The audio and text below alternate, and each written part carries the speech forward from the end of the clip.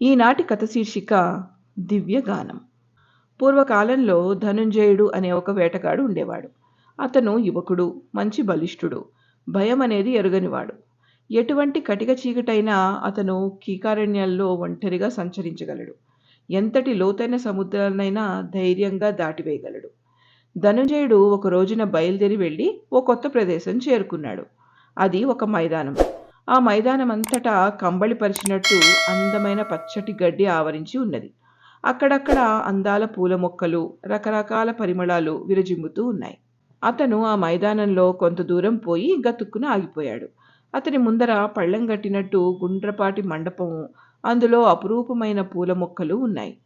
అవి చూడడానికి మెట్లవలే పేర్చబడి అదంతా దైవతలు విహరించే దివ్యస్థలమా అనిపిస్తూ ఉన్నది. ఆ మండపంలోకి వెళదామంటే ఎటువైపు చూసినా దారి కనపడదు.